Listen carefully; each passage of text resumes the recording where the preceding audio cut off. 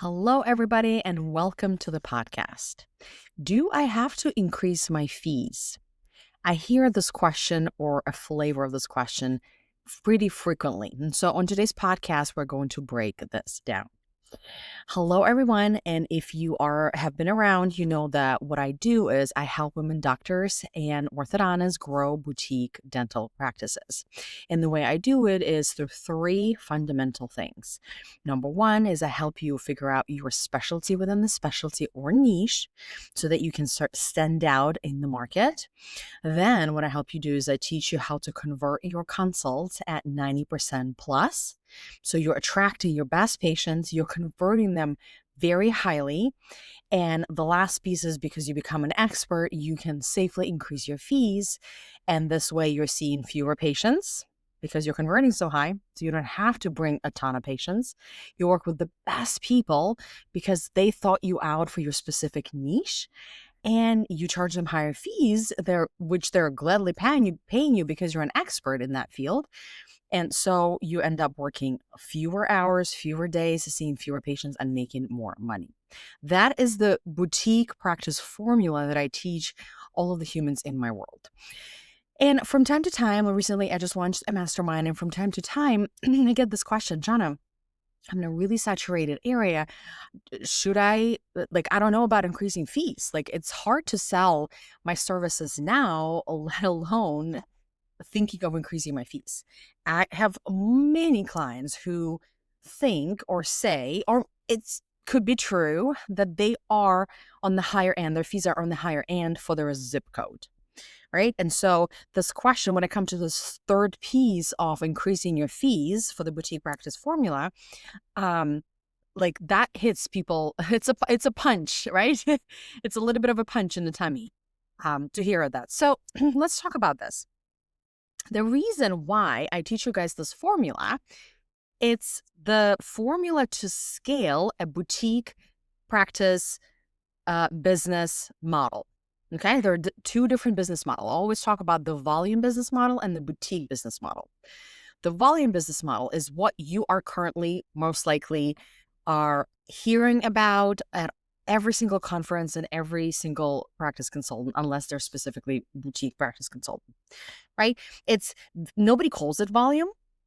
We just call it, that's how we do business in dentistry, right? More patients, train staff better, more people, automate these things, get better software.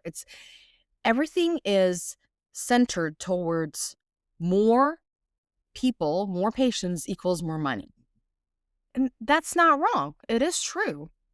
The only slight problem is that you have to work a lot. Or you have to hire associates, you have to have multiple locations, and there are implications with that on a whole different level.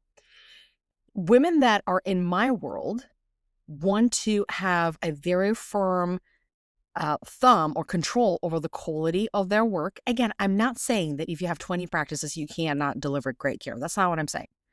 You could. It's just harder. It's a different heart, right?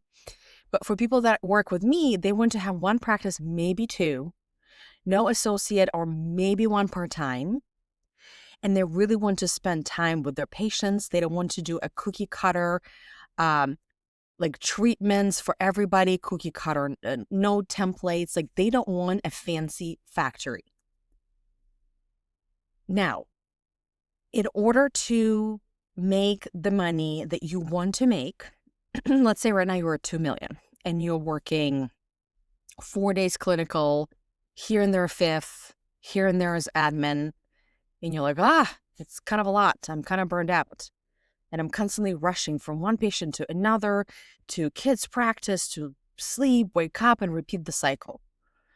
So what we can do when you implement just the two pieces of my framework, the niching down and increasing your case acceptance to 90%, you will make the same amount of money working 3 days a week.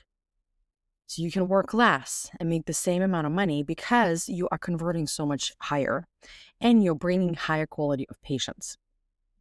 So instead of seeing 10 consults a day and converting 4 of them, you see 5 consults a day and you convert 4 of them.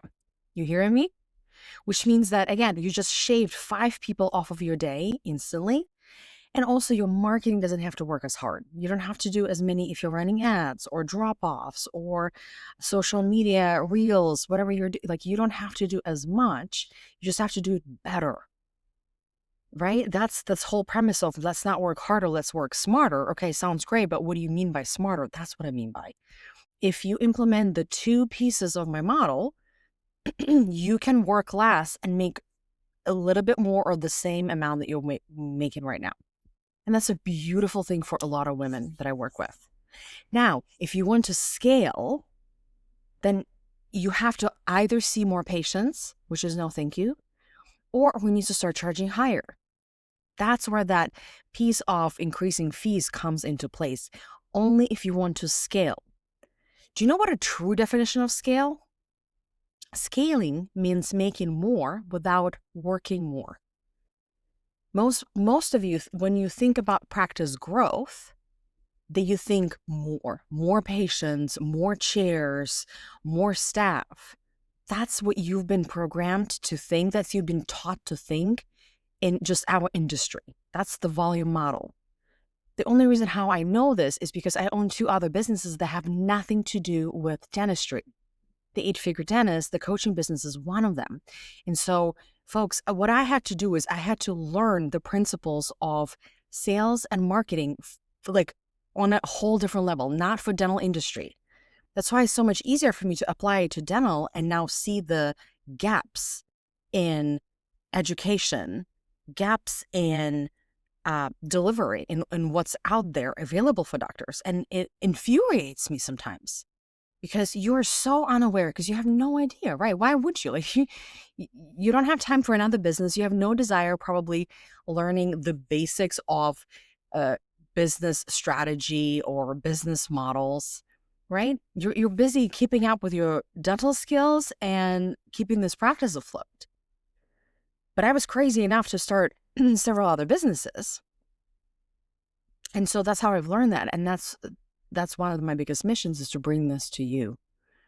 So back to the question that folks often ask me, I don't know about increasing fees. I'm in such a saturated area. Do I have to increase my fees? Only if you want to scale, meaning only if you want to make more money.